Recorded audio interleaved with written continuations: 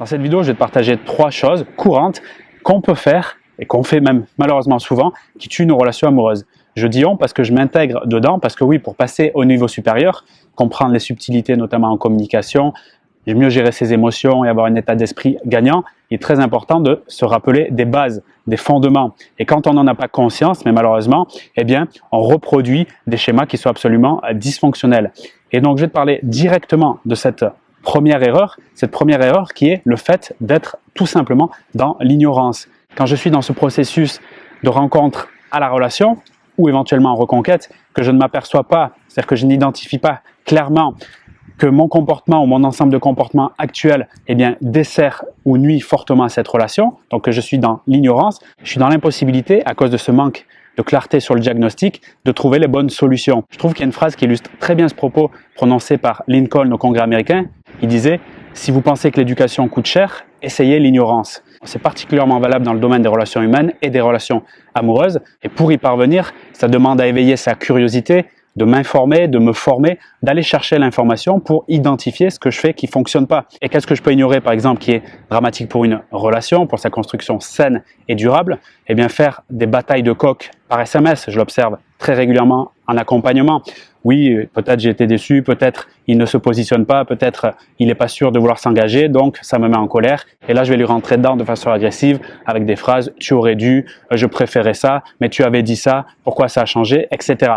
Ce type de jeu psychologique, d'accord, entraîne que de la souffrance pour les deux parties. Je peux aussi, par exemple, sans m'en apercevoir, jouer à l'enquêtrice en mode Colombo et faire un interrogatoire ciblé. Si par exemple, tu m'envoies une capture d'écran et je constate qu'il y a 3-4 questions sur la simple capture, effectivement, je peux me poser des questions ou avoir des doutes sur le fait qu'il va le recevoir d'une certaine manière où il se sentira un peu fliqué ou dans une forme d'intrusion. Et si je n'ai pas cette connaissance que ces comportements-là ne sont pas forcément favorables pour nouer une belle relation, eh bien, je peux me retrouver dans ce schéma-là qui est plutôt négatif. Donc ça, c'est la première chose ou la première même erreur essentielle à connaître, à savoir sortir de l'ignorance. Et mon conseil ici, c'est s'éveiller jour après jour, ne serait-ce qu'un petit peu, à apprendre un peu plus d'informations. La deuxième chose qui peut faire très mal aux relations, c'est quand on tombe dans la bêtise ou la folie, comme le disait Einstein, pour rester dans les définitions ou les citations aujourd'hui. Il disait, la folie, c'est vouloir un nouveau résultat en faisant toujours les mêmes choses.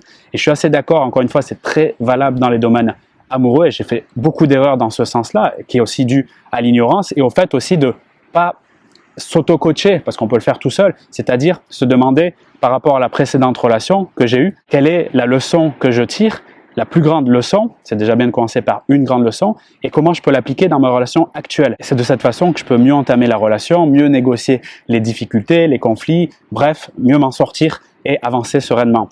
Donc, quand je vois clairement ce qui ne fonctionne pas, après être sorti de l'ignorance, mais que je continue à refaire eh bien, ce qui ne fonctionne pas, là, je vais au-delà de grands ennuis. Pour t'illustrer ce point, ça me fait penser à une femme qui m'a envoyé un message récemment qui me disait qu'elle se perdait à travers différents coachings et vidéos sur YouTube à faire des silences radio, des push and pull, etc.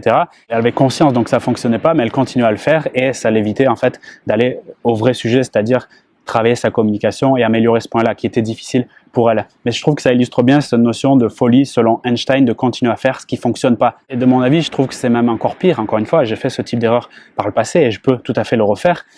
Ça entraîne, si tu veux, le scénario de je prends l'information, donc je sors l'ignorance, point 1, ok, et c'est-à-dire que je suis un peu moins con pour dire les choses clairement, et à partir de là, je me vois en train de reproduire un truc que je sais qui n'est pas bon. Donc malheureusement, j'ai une certaine responsabilité maintenant que j'ai l'information et de continuer. Donc c'est comme quelqu'un qui fume et qui sait que fumer va le tuer. C'est super dur mentalement de s'apercevoir que tu fais un truc qui ne fait pas du bien. Et c'est là certainement qu'il faut aller travailler en profondeur, d'aller oser soulever le capot et d'aller voir un peu ce qui se cache dans le moteur, parce que oui, là, il y a des freins, des blessures, des croyances, des peurs qui peuvent se mettre en place. Et effectivement, dans ce cas-là, il faut aller faire un travail plus en vertical pour solutionner ça. C'est quelque chose d'ailleurs que je peux faire en accompagnement si ça t'intéresse, eh bien de recevoir notamment un appel découverte offert pour savoir si on peut travailler ensemble, si je peux t'aider dans ta situation. Je t'invite à remplir le formulaire qui est dans la description de cette vidéo, ça nous permettra d'en savoir plus, notamment si on est fait pour bosser ensemble. Ensuite, le troisième point que je veux te partager, c'est, donc je rappelle, on parle ici des choses courantes que j'ai pu constater, que j'ai faites également, qui nous emmènent vers un échec amoureux certain.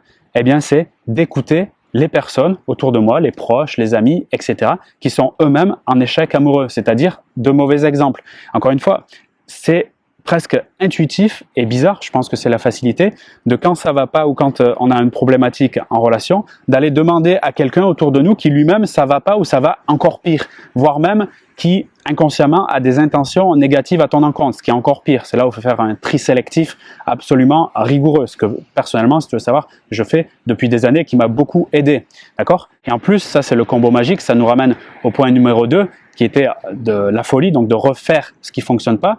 Eh bien, souvent, j'ai des femmes que j'accompagne qui me disent « Mais Vincent, en fait, et là, elles n'en peuvent plus, et ça me fait plaisir qu'elles s'en rendent compte. » Eh bien, j'écoute encore le conseil de telle ou telle personne, mais je m'aperçois en fait que c'est à côté de la plaque, ou bien il y a des projections, ou bien finalement elle ne me veut pas tant de bien que ça. Et puis je reproduis, je refais mon silence radio, ou j'essaie de le faire galérer, ou bien je chronomètre le temps de réponse, alors que j'ai furieusement envie de lui répondre maintenant parce qu'il y a une opportunité peut-être de se voir ce week-end, etc., etc.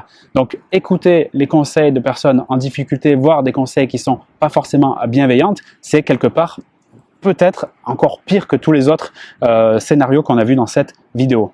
Donc, si tu veux, comme je te l'ai précisé il y a quelques instants, mon aide, mais surtout mon éclairage sur ton angle mort. Parce que oui, chaque individu, moi-même qui suis coach, j'ai des angles morts dans tous mes domaines, que ce soit sur le domaine sportif, sur le domaine des relations, sur le domaine de l'entrepreneuriat. J'ai des angles morts, c'est-à-dire des zones que je ne peux pas atteindre tout seul. Et c'est pareil pour toi, dans ta vie amoureuse notamment. Donc, si tu sens dans mon approche, dans ma façon d'être, que je peux t'apporter une certaine valeur, je t'invite à candidater pour un appel découverte. C'est un excellent moyen pour que tu puisses reprendre ton pouvoir personnel, ne plus subir tes relations, ne plus être en attente et surtout, finalement, choisir ce qui te correspond le plus avec tes critères qui sont uniques, adaptés à tes besoins, ta personnalité et tes aspirations.